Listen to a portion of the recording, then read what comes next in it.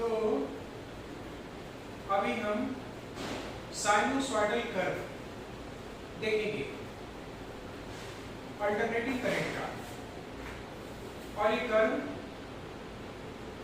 ना तो पैराबोला है, ना तो सर्कुलर पाथ है, ना ये जिगजैग पाथ है। एक अपने आप में नए फीचर के साथ आता है और उसको हम साइनोसॉइडल ग्राफ कहते हैं।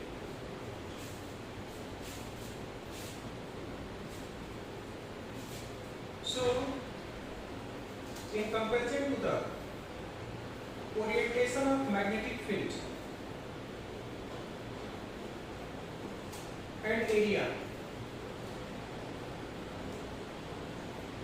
ये क्या है? हमने मान लिया this is the rectangular plane. ये रेक्टेंगुलर प्लेन है और इसकी एरिया तुम्हारी तरफ जा रहा है, बच्चों की ओर जा रहा है। अभी मैग्नेटिक फील्ड का डायरेक्शन सेम है, both are in parallel. So angle between them is 0। यहाँ पर थीटा 0 डिग्री हो गया। इंड्यूस्ड ईएमएफ क्या हो जाएगा? 0 हो जाएगा। सो ग्राफिकली इसी चीज को हम देखेंगे।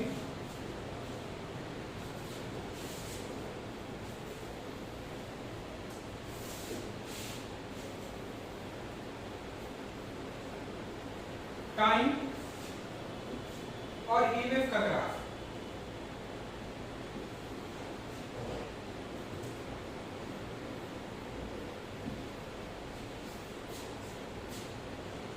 On y-axis there is EMF. Time t equal to 0. यहाँ पे कंसीडर करें t equal to 0 और t equal to 0 पर इंड्यूस्ड EMF क्या हो गया? 0. Now, direction of magnetic field is this. Direction of area is this. This angle is how much? 90 degree. यहाँ जो पेपर पड़े हैं उसके हिसाब से this is the rectangular coil आपकी तरफ, और मैग्नेटिक फील्ड पहले सेम डायरेक्शन में था, अब क्या हो रहा है? मैग्नेटिक फील्ड राइट एंगल पे हो गया। बेसिकली कॉइल रोटेट करता है, coil rotates like this. So magnetic field से 90 डिग्री एंगल बना लेगा। Theta is equal to 90 degree. Induced EMF क्या हो जाएगा? Maximum, that is E naught. So after 0 this value has become maximum when theta is equal to what? 90 degree. Again,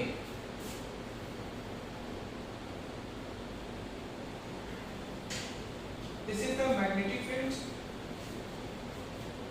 and this is the plane of area. So there is how much angle? 180 degree. तो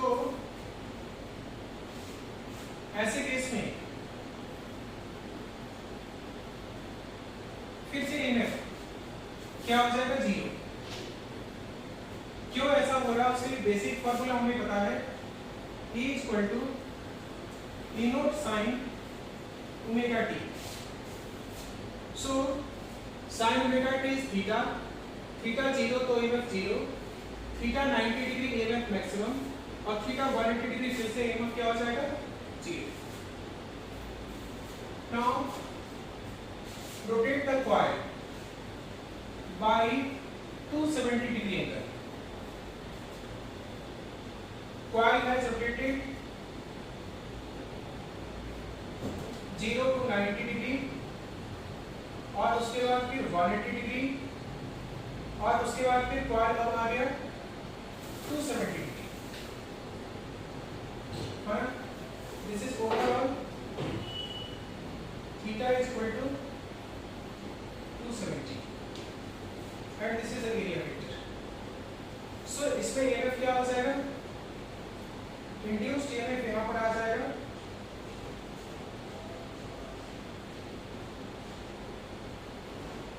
E equal to minus of E naught. क्या आ गया? Sine 270 it has value -1। So 0 के बाद ये आ गया फिर minus. So this is value of maximum EMF E naught positive. This is value of minimum EMF that is minus E naught. Now अब वापस कॉइल आ जाएगा मैग्नेटिक फील्ड की ओर। Last case when this is the direction of magnetic field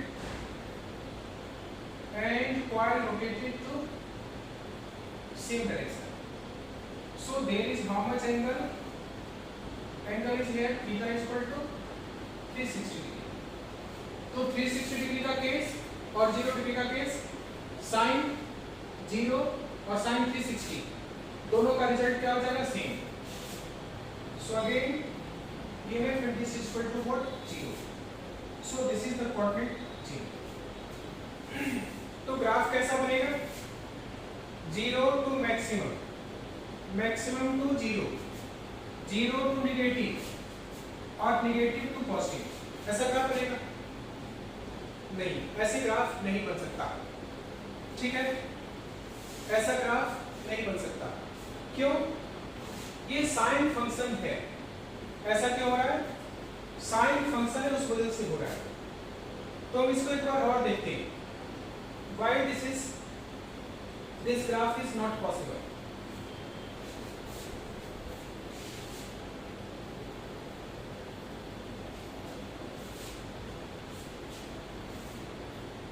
हम समझते हैं इसको फिर से।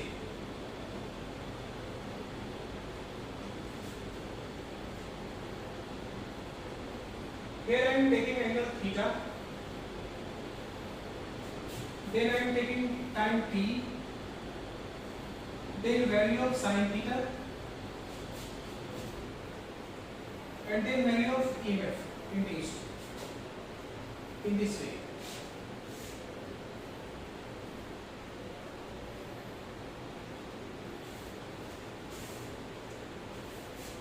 Theta is equal to 0 degree.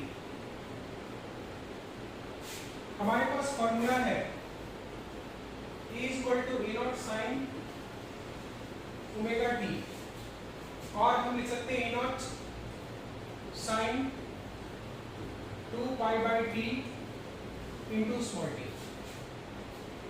So theta is equal to 0, time t is equal to क्या रहेगा? 0।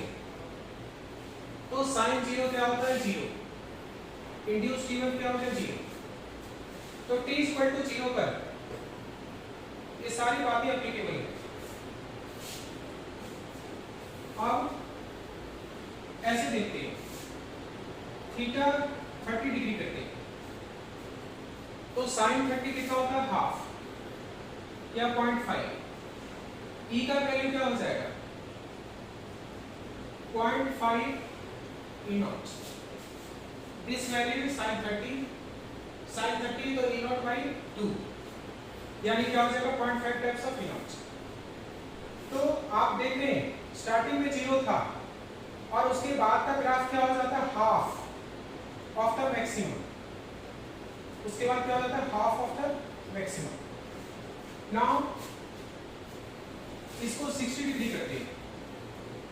Where it is 60 degree, t equal to, बाद में देखेंगे, साइन 60 रूट 3 बाई 2, ये आ जाता है approximately 0.85। So EMF is what? EMF is 0.85 times of E not, यानी 0.35 से बढ़ गया, 0.35 से बढ़ गया। 0 और 0 के बाद 30 डिग्री से बढ़ते हैं तो 30 डिग्री पे क्या हो जाता है? Half of maximum. 60 डिग्री पर क्या हो जाएगा? 60 डिग्री पर 0.85। सो दिस इज 1, ये वैल्यू 1 है। So this will be very closer to this. This is very closer. Now when theta is equal to 90 degree, this value is 1 and this is what E naught. So this gives the peak value. अब क्या हो जाएगा? This is the peak value. This is the peak value. Similarly, time यहाँ पर हो जाएगा t/12, ये हो जाएगा t/6, ये हो जाएगा t/4. So this time is how much? This time is here t/4. So from the 0 to t/4, it has increased in a different manner.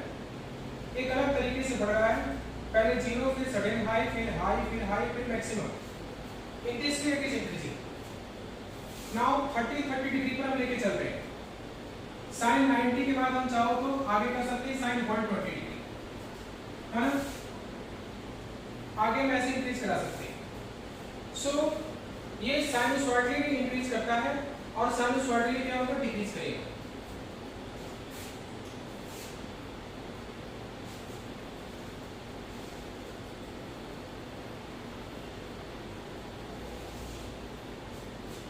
So this graph is in this way.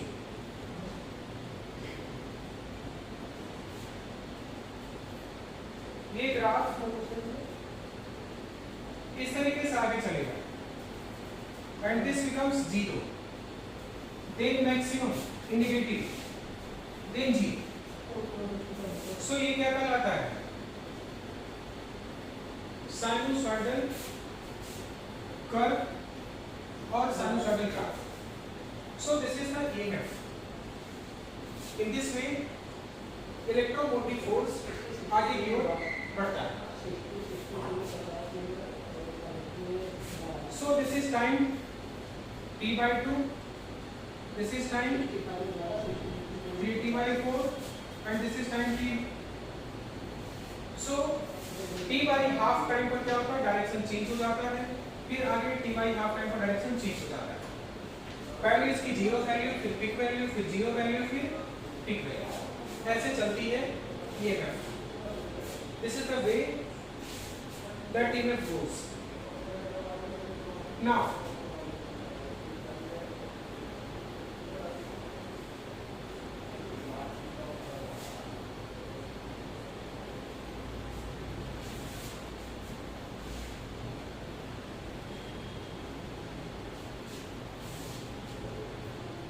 how does the current goes? Alternating current कैसे निकालेंगे? I is equal to E upon R. E की value reduce करी resistance की वजह से. So if it is time and EMF graph and this goes in this way, इस तरीके से चलती है EMF साइनसॉइडल फंक्शन में. अब EMF का वैल्यू क्या हो रहा है? R टाइम से डिक्रीज कर रहा है. इसलिए करंट जो है this will give the direction of current. Current की वैल्यू थोड़ी कम होगी. This graph shows EMF, then this graph shows current. क्यों हो रहा है ऐसा? EMF को R टाइम से डिक्रीज करा रहे हैं. R अभी किसका मान सकते हैं? Resistance of rectangular coil. ऐसा आप R की वैल्यू को मान सकते हैं. सो EMF भी साइनसॉइडल है और अल्टरनेटिंग करंट भी क्या है? साइनसॉइडल है. इसमें कोई एलिप्स, कोई पैराबोला, कोई हाइपरबोला या ऐसा कोई सर्कल नहीं बनता. ये अपने आप में ग्राफ क्या है? टोटली यूनिक आप कह सकते हैं.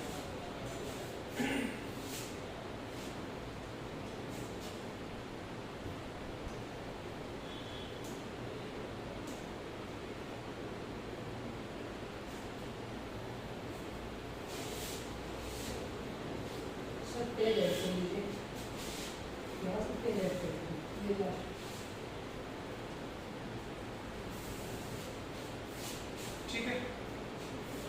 तो अब हम देखेंगे कि कैसे अल्टरनेटिव करंट को हम मेजर करें. Measurement of alternative current. जब मेजरमेंट हम करते हैं तो इसका एक इफेक्टिव वैल्यू आता है, उसको हम आरएमएस वैल्यू भी कहते हैं। सो अभी हम देखेंगे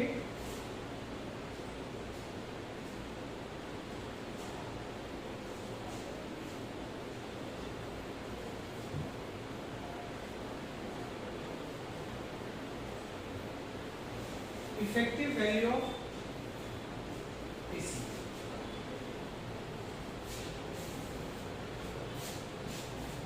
जो साइंस है कंपैरिजन पर बेस्ड होता है। कंपैरिजन से हमें बातें समझ में भी आता है। जैसे सोसाइटी में एक गरीब इंसान है, उसके घर में खाने के लिए पैसे नहीं है, बच्चों को स्कूल भेजने के लिए पैसे नहीं है, और किसी का पर्स चोरी कर लिया, तो हम क्या कहेंगे? उसको चोर बोलेंगे। लेकिन आप आईआईटी कर गए, इंजीनियर बन गए, और आप रोड या बिल्डिंग ठीक से नहीं बना रहे, और रोड और बिल्डिंग खराब बना करके उसके पैसे आप अपने जेब में रख रहे हैं, करोड़ों रुपए साल का कमा रहे हैं, बड़ा गाड़ी बड़े घर में रह रहे हैं, और आप क्या कहलाते हैं? ऑनेस्ट, ईमानदार। तो क्या है? कंपैरिजन है। एक को हम थीफ मान लेते हैं, चोर मान लेते हैं, और दूसरे को हम क्या करते हैं? Honest. This is comparison in the society, but that is not truth. ये फैक्ट नहीं है, ये टोटली डिफरेंट है बातें। तो अभी हम इफेक्टिव वैल्यू डीसी के साथ, स्टेडी करंट के साथ कंपैरेटिव फॉर्म में पढ़ेंगे।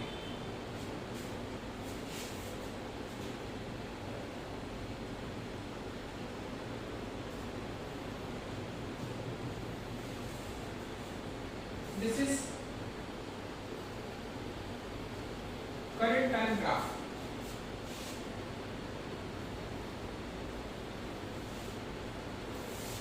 Time at alternating current AC. So here in a small time interval there is large change in current and there are many small time intervals. छोटे छोटे ऐसे time interval में current का काफी वेरिएशन मिलता है। There is very high variation and this is n times variation in the current. So I am writing it. This small time is what? dt. इस dt time में ये आपको current variation दिखाई पड़ रहा है। This is variation in the current, and this varies to become maximum, 0, negative, 0, maximum. ऐसा vary कर रहा है। तो कितना वर्क डन होगा इस छोटे से टाइम में? Work done dw is equal to I square R into D T.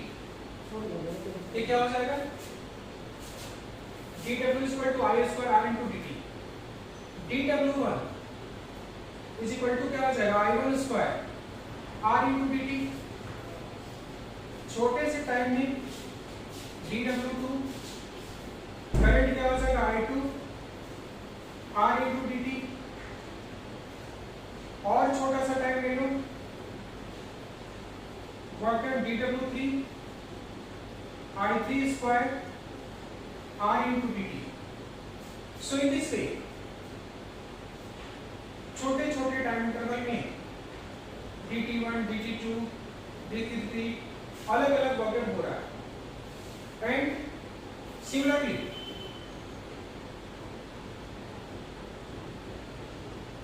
Add करते जाएंगे in n time interval.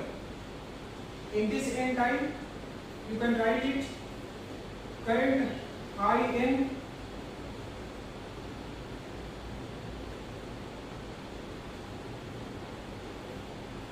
Current I N square R into dt। इस तरीके से सारे छोटे छोटे टाइम में वर्क डन इस करंट की वजह से हो रहा है। So how much is total work done? Total work done कितना हो जाएगा? इन सबको क्या करेंगे? W1 plus W2 plus W3 plus W4 plus W5 सबको हम क्या कर देंगे? ऐड कर देंगे। So find out the total work done. Total work done.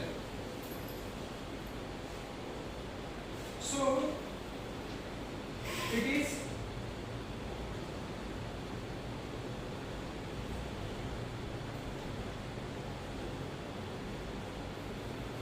work done total is equal to dW1 plus dW2 plus dW3 so on dWm। सब में R dt common है। R dt is common in all cases. So work done total this is equals to I1 square plus I2 square plus I3 square so on In square R dt।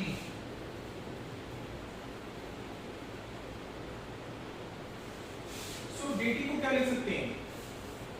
यहां पर n number of times में divide हो गया। So total time this is 0, this is t/2, this is t and for t time को आप मान लो n number of divisions में डिवाइड किए। सो dt इक्वल टू ये हो जाएगा t/n total time upon n divisions. So इस dt को रिप्लेस कर देंगे। I1 square plus I2 square plus I3 square In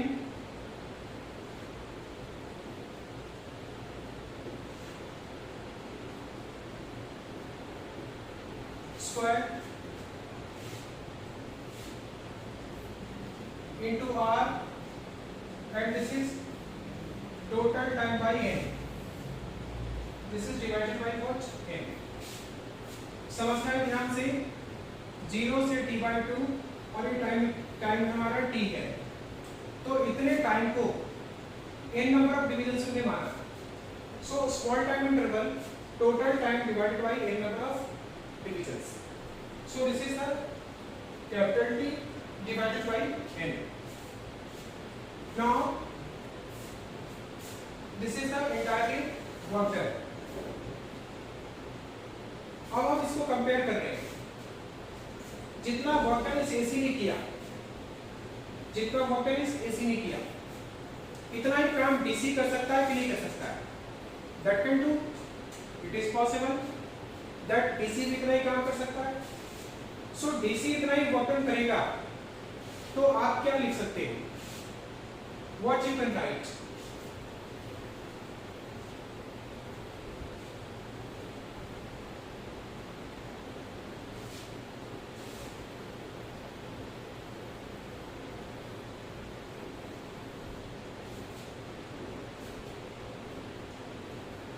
Effective work done by DC, that you can write it by W is equal to current effective का square R into T।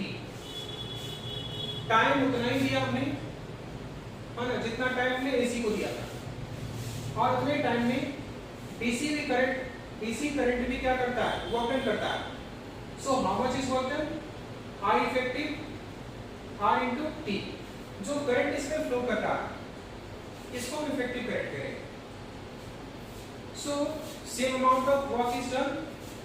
So this is work done by DC this is work done by AC, and both work done are what? Equal. So WDC is equal to WAC, I effective square R into T is equal to I1 square plus I2 square plus I3 square, so on, IN square R divided by T.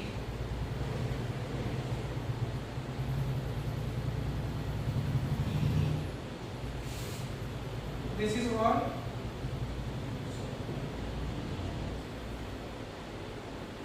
divided by T. Divided by N. T यहाँ है, N यहाँ. So simply TT क्या होगा और RI क्या होगा, घर चला जाएगा. So I effective कितना आ गया?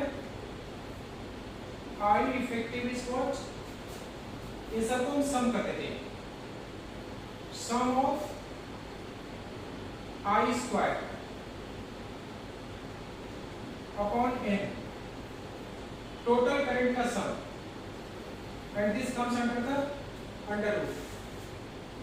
So this is the basically DC current. Better to say this is the general value of current,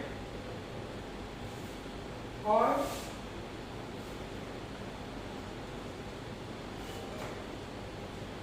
इस I इफेक्टिव को मैं चेंज कर रहा हूं, इसको जनरल करंट I लगेगा, या हम इसको मैक्सिमम वैल्यू ऑफ करंट बाद में यूज करेंगे. This will be used as peak value of current. इसको सिंपली हम I छोड़ रहे हैं. I am not changing the simple. So I is equal to, इन सबको हम कहते हैं क्या? Root mean square current.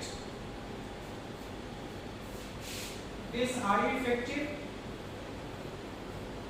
आपको दिखता है तो आप देख सकते हो, is giving IRMS. Root mean square current. ठीक है.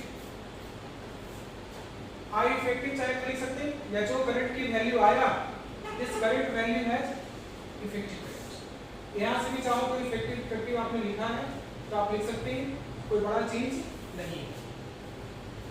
बस हम इसलिए मिटा रहे थे कि इस करंट को हम बाद में डायरेक्ट यहाँ पर RMS बताएं, और दिस RMS को हम कह सकते हैं इफेक्टिव करंट है, और कोई खास चेंज इसमें नहीं. सो this is the current that is called RMS value.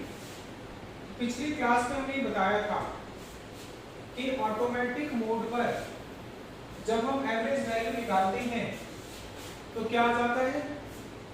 RMS value of current आ जाता है, यानी इफेक्टिव वैल्यू ऑफ करंट आ जाता है.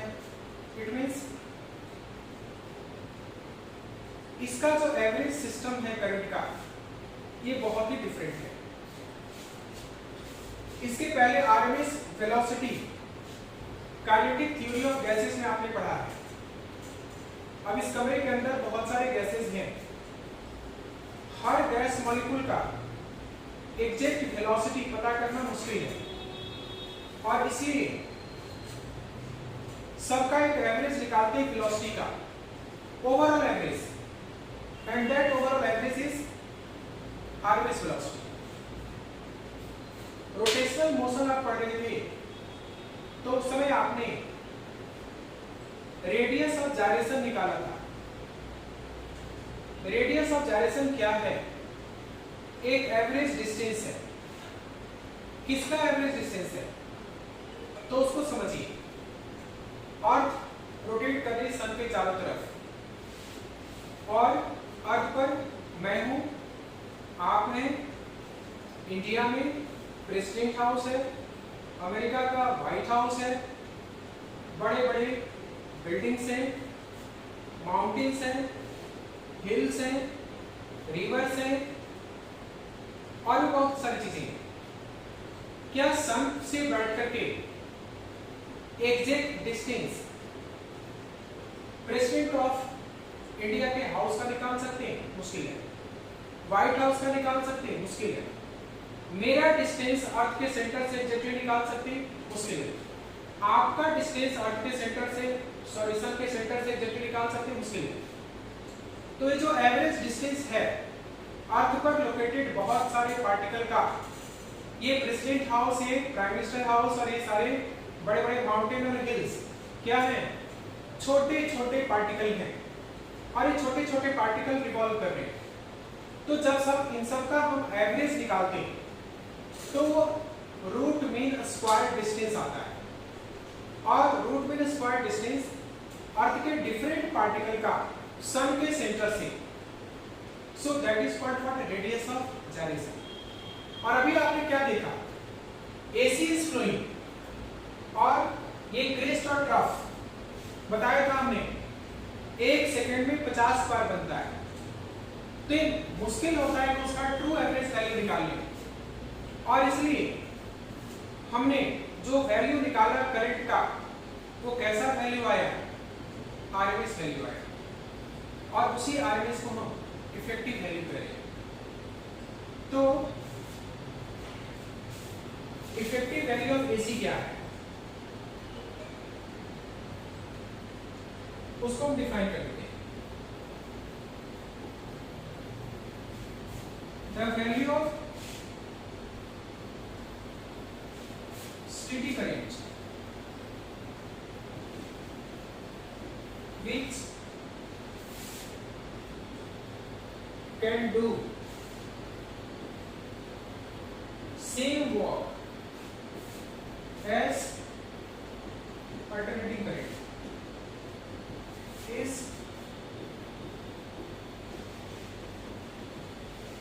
effective value of AC.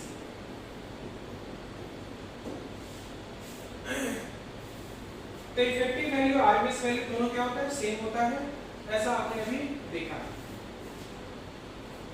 अब हम चाहते हैं कि ये इफेक्टिव वैल्यू कैसे कैलकुलेट कर सकते हैं exactly, how to calculate it.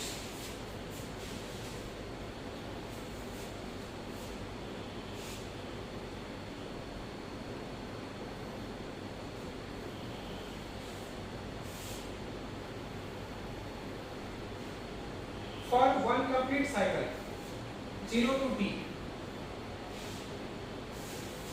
and we started calculation for a small time interval, and the work done for a small time interval is equal to I square r into dt. So total work done, it is equals to integral form of this, I is equal to I naught sin omega t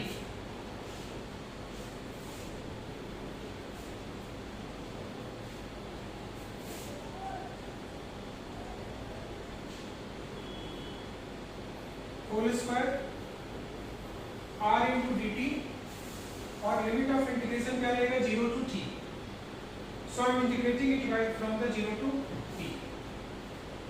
पहले हम पढ़ चुके हैं I square to क्या आता है? I naught sin omega t. Usually I को हम कहते हैं this is instantaneous current, and I naught is, ये आपको पता है मैक्सिमम वैल्यू या पीक वैल्यू, मैक्सिमम वैल्यू और peak value of current.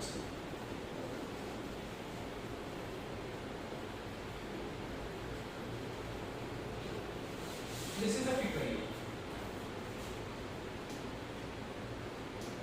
So I put it here, I naught sin omega t r into dt. Now जो constant है आप उसको बाहर निकाल लो. I naught square will come out from the limit of integration. Resistance is also constant, it will also come out, and then you can write it by 1 minus cos 2 omega t upon 2 into क्या हो जाएगा dt. We can write it this way. sin omega t को हमने 1 minus cos 2 omega t upon 2 से ऊपर नीचे multiply कर दिया. Now integrate it completely from 0 to t.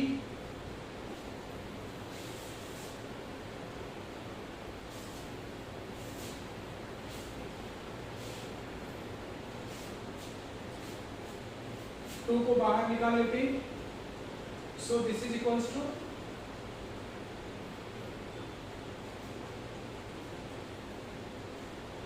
I naught square r by 2. Now limit of integration यहाँ 0 to t है. So this is integration of first dt from 0 to t. Now minus cos 2 omega t into dt, इसको हम integrate करेंगे 0 to t.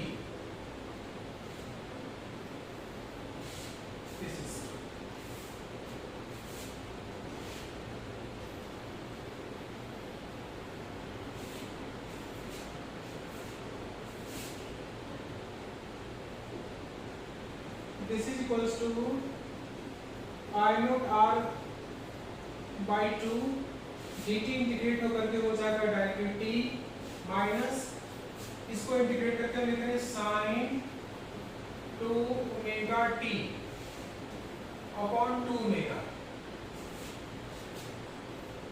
0 to t. Step wise integrate कर लेते हैं इसको. Now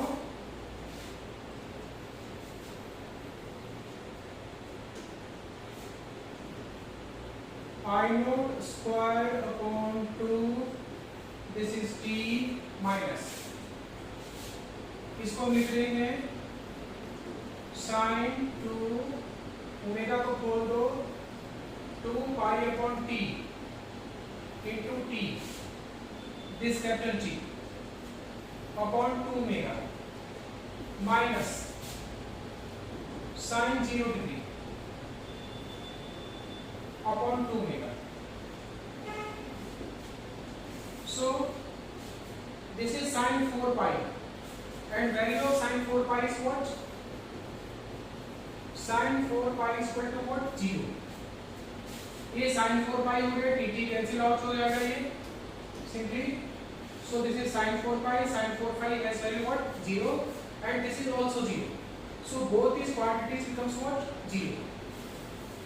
And then finally you are getting work done, that is equals to I naught square r upon 2 into t. This is a work done by the AC in one complete cycle, एक complete cycle.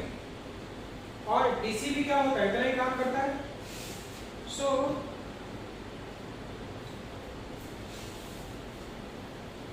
DC carry out the same work done.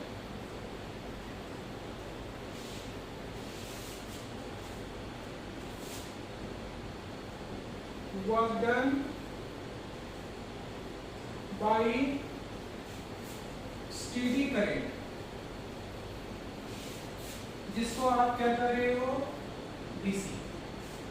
So it has value what? W is equal to I effective लिख सकते हैं square R into T in the same diameter. So we can equate it. I effective square RT is equal to I naught square R by T. Sorry, R by 2 .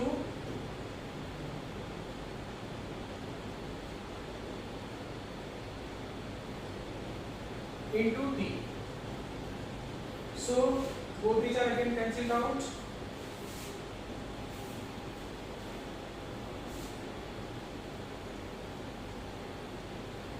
After cancelling, what we got? I effective is equal to I naught upon root 2. This is I naught upon root 2. So after calculation you can get I effective को I RMS भी कर दें. That value is 0.707 times of I naught. So this is the I RMS value. In the same manner, there is ERMS also. ERMS का value भी क्या आ जाता है? E naught by root 2. और ERMS को आप लिख सकते हैं 0.707 times of E naught.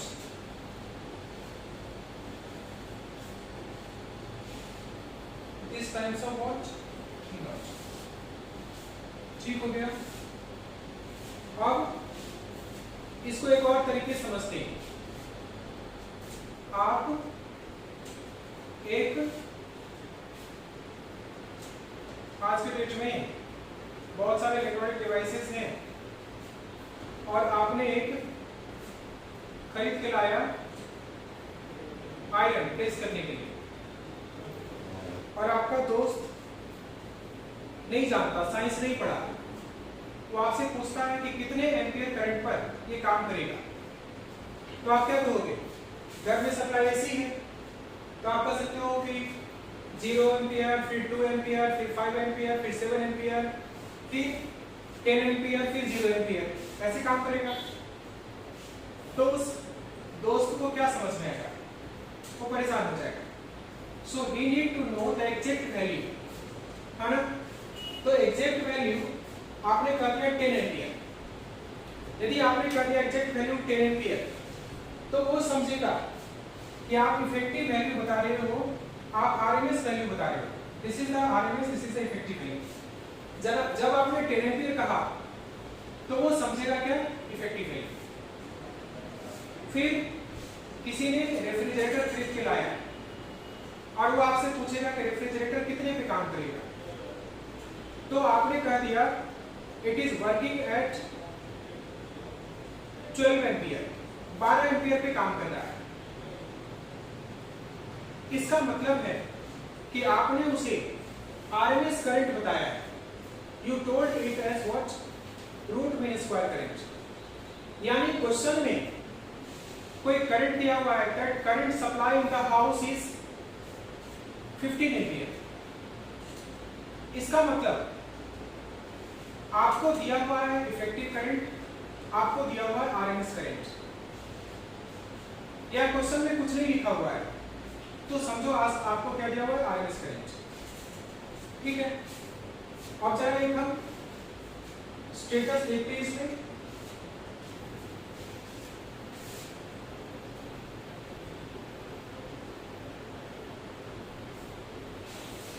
एक कंडीशन हम देख रहे हैं.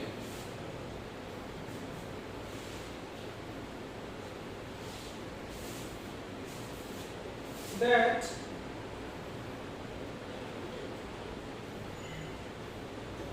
if peak value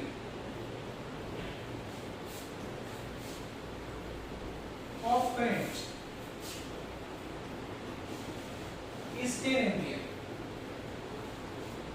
then what is I effective? आपके पास फॉर्मूला है I RMS is equal to 0.707 times of peak value.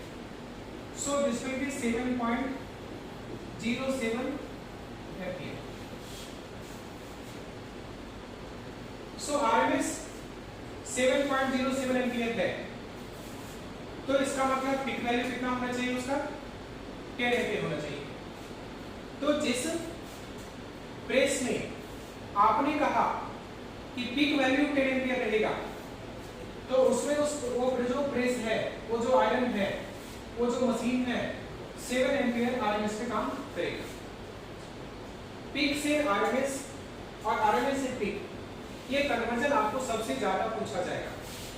A lot of calculations will be based on this, so keep in this mind. One more thing, यदि आपसे कहता है 220 volt supply of direct current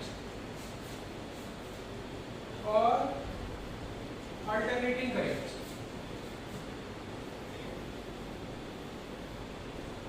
which one is more fertile?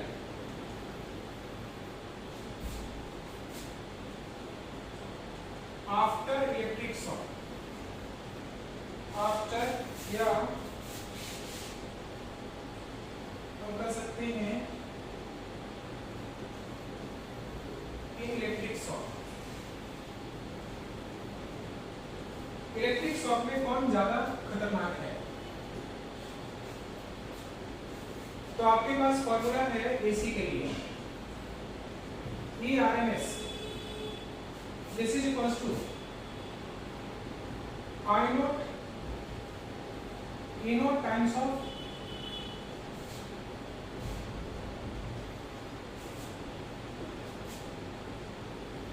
(0.707 times of E naught. 220 volt. This is the supply given. It means it is what? Peak value of EMF is given. और आप ERMS equal to लिखते हो E naught times of √2. So E naught is equal to आ रहा है E RMS of √2. Supply का मतलब क्या? Sorry, supply का मतलब RMS वैल्यू दिया हुआ है। सो पीक वैल्यू कितना हो जाएगा? 220 इंटू 1.4, ये करेंगे तो अप्रॉक्सीमेटली 311 वोल्ट आ जाएगा, है ना? एसी सप्लाई 220 वोल्ट है, तो आपके बॉडी पर इफेक्ट क्या होगा? 311 वोल्ट का होगा। और डीसी सप्लाई 220 वोल्ट का है, तो आपके बॉडी पर इफेक्ट सिर्फ 220 वोल्ट का होगा। So this is approximately 91 volt more, है ना? 91 वोल्ट इसमें ज्यादा लग रहा है, तो ये क्या होगा? एसी सप्लाई ज्यादा डेंजरस होगा हमारी बॉडी पर। दूसरी बात है, क्या है इसकी फ्रीक्वेंसी? इसकी फ्रीक्वेंसी है 50 हर्ट्ज। इसका मतलब 1 सेकंड में 50 बार फोर्स लगाए। इन 1 second it will apply 50 times force, है ना? 50 times force on body in 1 second. So this is more dangerous. AC is more dangerous than DC self supply. पहली बात था कर्व साइनसॉइडल, दूसरी बात साइनसॉइडल क्यों आया? E equal to E naught sine omega T, I equal to I naught sine omega T, sine functions के दोनों हैं। तीसरी बात, जब क्वेश्चन में कुछ नहीं गिवन है, जैसे यहाँ पर हमने 220 वोल्ट सप्लाई की बात किया, इसका मतलब आपके पास क्या दिया हुआ है? आरएमएस वैल्यू दिया हुआ है, और तब हम उसमें से पीक वैल्यू और बाकी वैल्यूज आप निकाल सकते हैं।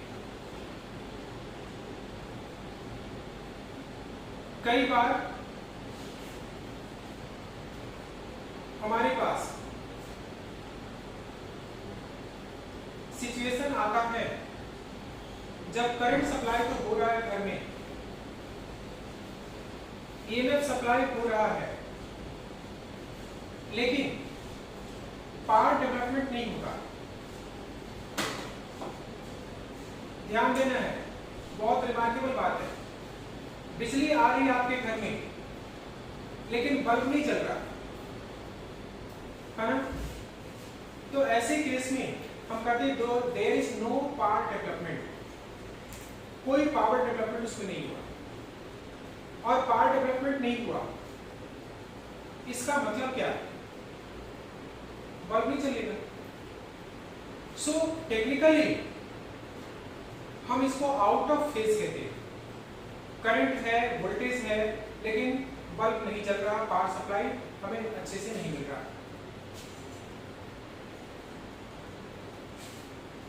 क्यों ऐसा हो जाता है?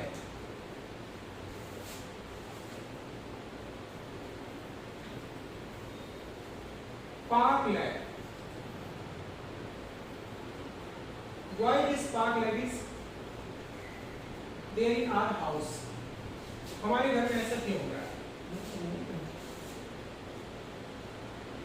देखिए जरा ध्यान से, इन सब के बीच में क्या रहता है, इसका रीजन यदि हम कहें तो आंसर आप कर सकते हैं why there is spark lag, तो आप कर सकते हो due to time lag, due to time lag.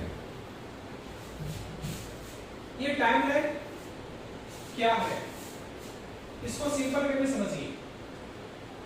There is a spring and I push it. It means I am applying a force here.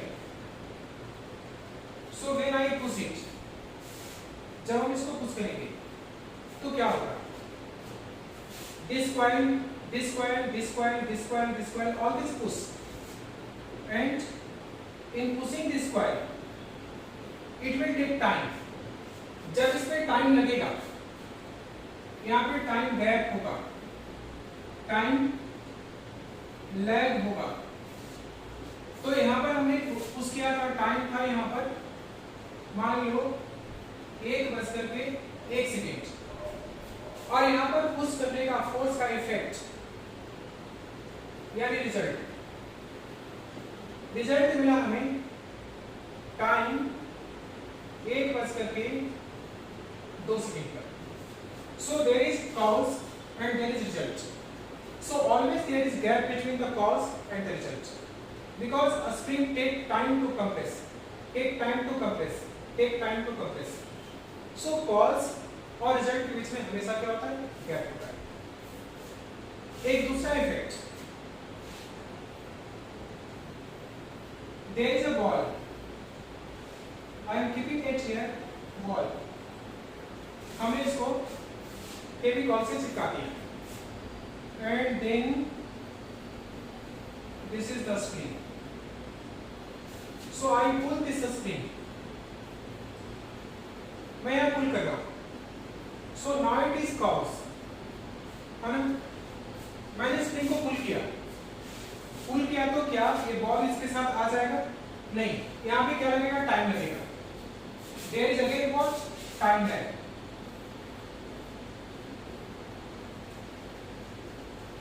There is again what? Time lag.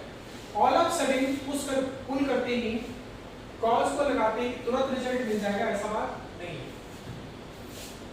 इसी चीज को एक बार हम और समझते हैं अलग तरीके से। ट्रेन में हम ट्रेवल करते हैं and the train is pulled by engine and there is a system of guard. So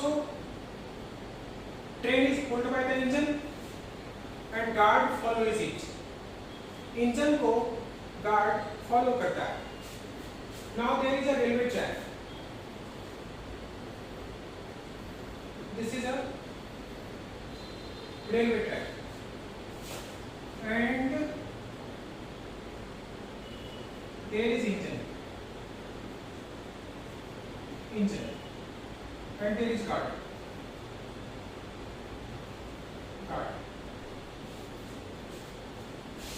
This is north, south, east and west. So wherever engine goes, guard will follow. अब engine आगे बढ़ता है and now engine reaches here. Engine is here. Guard is here. Same track is followed. लेकिन अब track को change करते हैं, जरा सिचुएशन को जरा बदलते हैं. Now there is suppose engine. This is the location of engine, and this is the location of guard. This is for guard. So engine is moving towards west. Engine कहाँ जा रहा है? वेस्ट की ओर. और गार्ड कहाँ जा रहा है? नॉर्थ की ओर. Again see the situation. There is engine. This is the engine, and this is the guard. So engine is moving towards south, but the guard is moving towards west. It is going towards east. So what is the difference? There is difference of time lag. Certain time के बाद guard भी engine के साथ साथ आ जाएगा, लेकिन कुछ time का गैप है, तो गार्ड इसलिए कहाँ जा रहा है? वेस्ट, और इंजन कहाँ जा रहा है? South. Similarly, same pattern I am trying to write to tell. This is again engine, this is again guard. Both are connected. Engine जा रहा है ईस्ट और गार्ड जा रहा है कहाँ? साउथ. So इन सब में क्या दिख रहा है? In all cases there is what?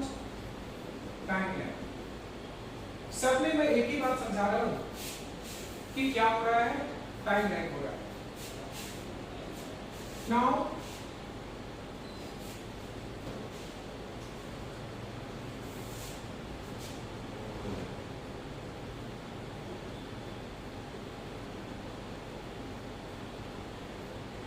wave diagram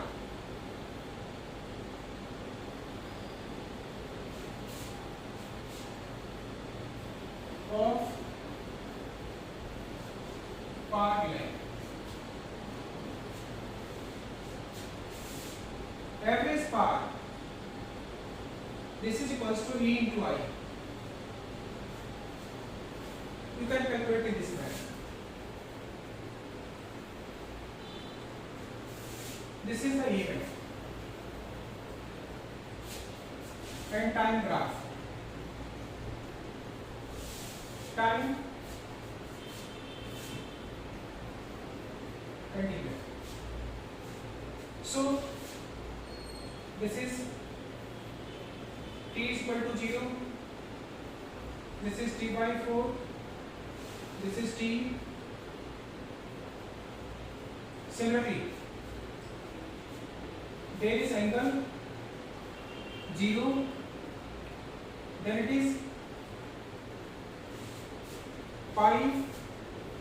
This is 2 pi. This is 3 pi.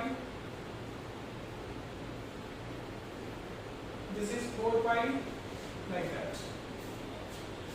So this is the electromotive force with respect to time. Now I am taking current graph.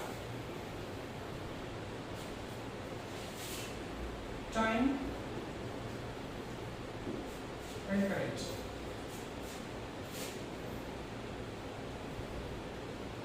AC.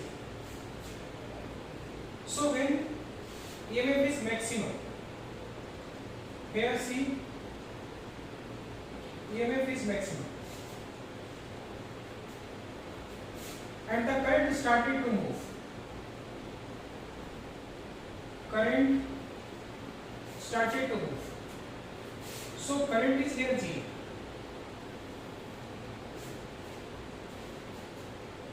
Current is what here? 0. EMF is here maximum. This is maximum. So how much is power in this case?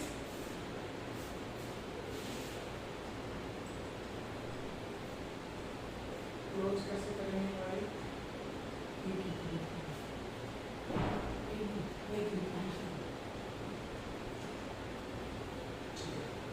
तो यहाँ current यहाँ पर 0 है, power का formula E into I, so apply करें power formula, P is equal to E naught into G, so power development is what, G। So power lag यहाँ पर दिख रहा है, आपके घर में एसी सप्लाई है, इलेक्ट्रोमोटिव फोर्स डेवलप कर रहा है, आपके घर में करंट भी फ्लो कर रहा है, लेकिन पार डेवलपमेंट क्या, 0। Now current flow is continued, current flow is continued, current flow continuously चलता है।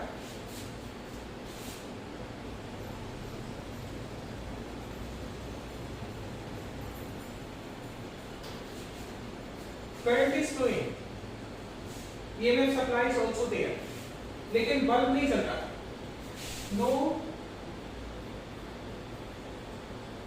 bulb glows,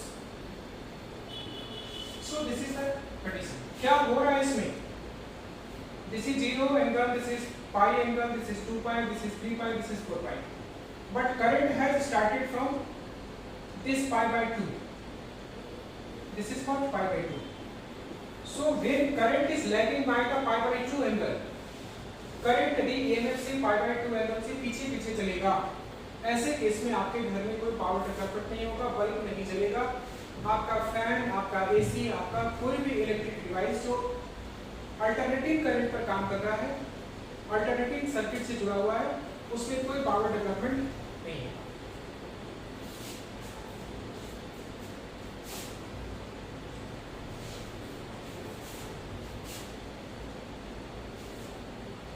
अब एक नया टर्म आता है हमारे पास, फेजर। एक नया टर्म क्या है हमारे पास, फेजर। तो फेजर के कुछ इंडिकेटर्स हैं, करंट और ईएमएफ, उसके इंडिकेटर्स हैं।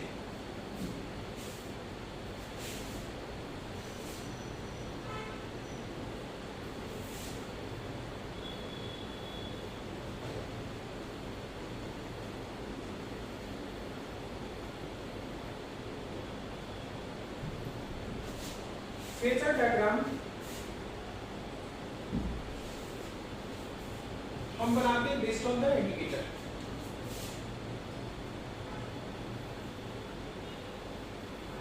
Diagram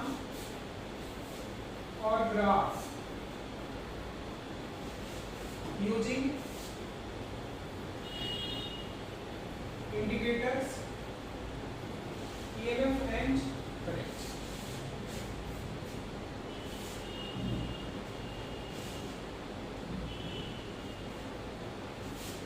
Let it know the phasor।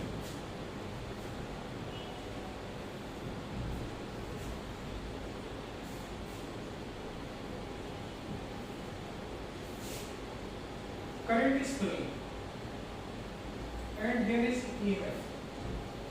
T time तक हमने EMF देखा from 0 to T। So their angle is what, omega t, and at this t time E is equal to, this is pictorially E naught, so it is E naught sin omega t, and this is E naught cos omega t। So when time increases, value of E, it becomes maximum, it will have XOT। Again with increasing time, its value decrease to become negative। Here E is equal to minus of E naught, that is minimum। When time t is equal to t by 4, it is maximum, it is t by 2, it has decreased, then it has become negative, then again it will be 0। इस case पर भी 0, यहाँ भी 0, यहाँ maximum, यहाँ minimum। So EMF is oscillating from the minimum to maximum। Here EMF is oscillating from minimum to maximum। Now current is flowing, suppose here this is the current.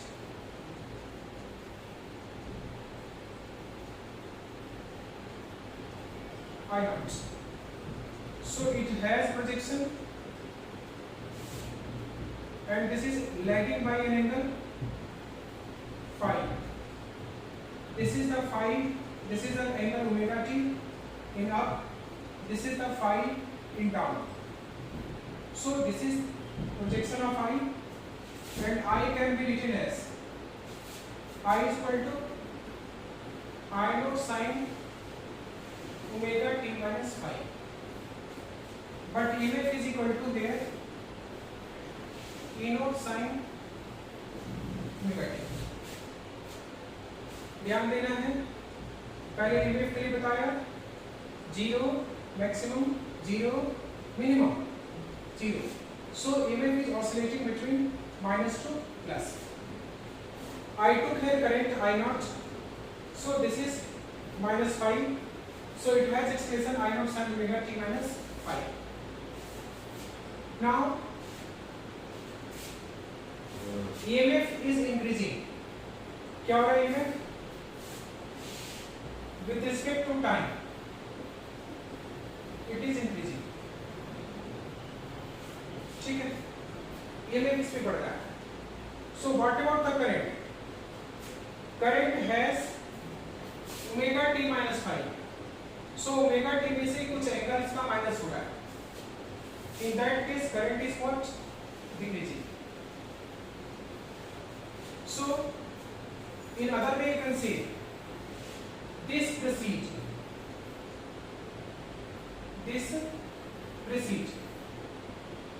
and current is followed. Current is what? Following it. This is proceeding or increasing, and current is in fact following it. Second case, इसी का एक दूसरा case हम देखते हैं.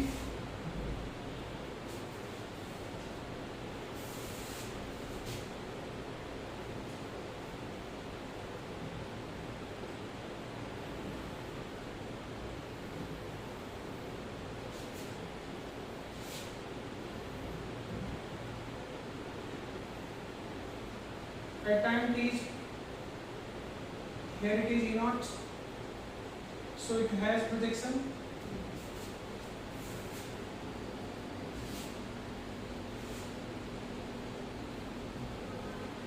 This is omega t.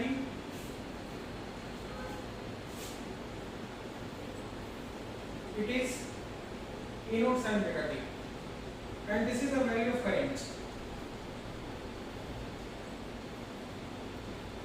This is the peak value of current. This is the peak value of EMF. So there is angle how much? This is pi by 2. So I am writing the equation E is equal to E naught sin omega t here, and I is equal to I naught sin omega t plus pi by 2. This is omega t and this is omega t plus pi by 2. This angle is omega t and this is omega t plus pi by 2. So here current is what? Current is preceding and EMF is following.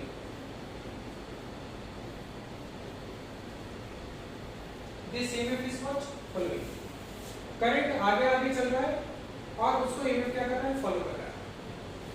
Now this is the relation.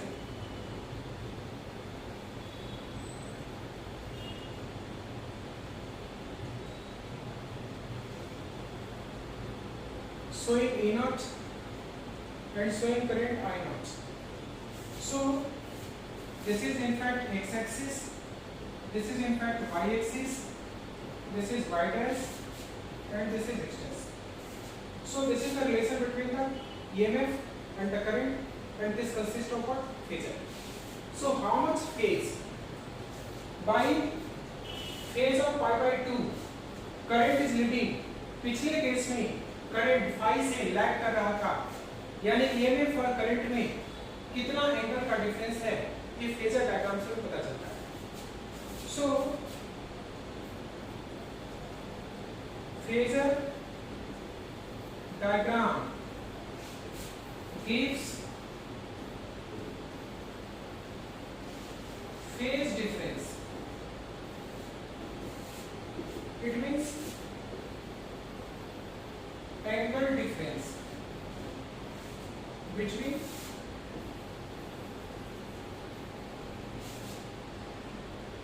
EMF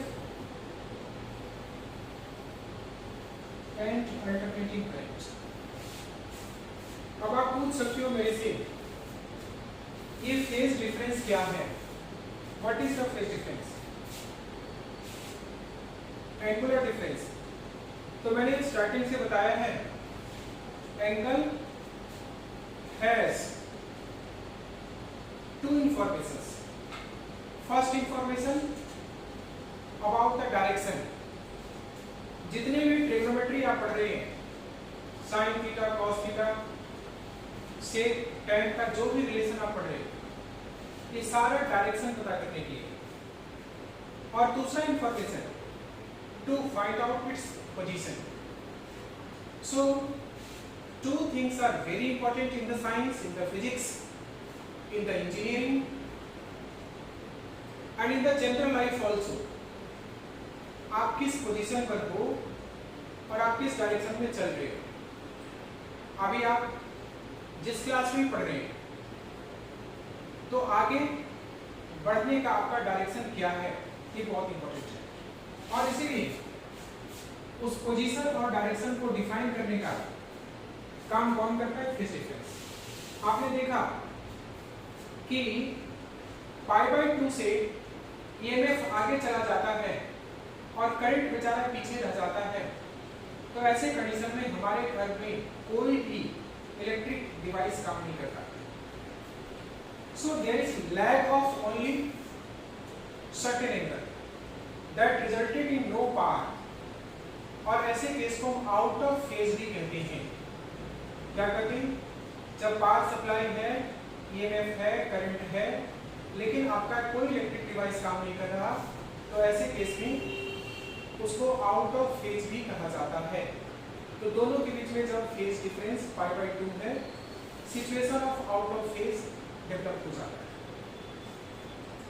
इसके बाद हम पढ़ेंगे AC के अलग अलग type के circuit. AC से सिर्फ बल्ब कनेक्टेड है, एसी से बल्ब के साथ कोई कैपेसिटर को कनेक्ट कर दिया, एसी में बल्ब के साथ कोई हीटर कनेक्ट कर दिया, या कई बार जो आपके घर में फैन चल रहा है, जो एसी चल रहा है, जो रेफ्रिजरेटर चल रहा है, जो गीजर चल रहा है, तो गीजर में इंडक्टर है, सोलेनोइड है, और उसके साथ में बल्ब भी कनेक्टेड होता है, और refrigerator, washing machine, motor pump, इन सबको काम करने के लिए एक कैपेसिटर भी होता है। तो तीनों को हम कनेक्ट कर सकते हैं, बल्ब, हीटर और इसके साथ साथ कोई capacitor. So this is the way we can proceed in the next class. Thank you.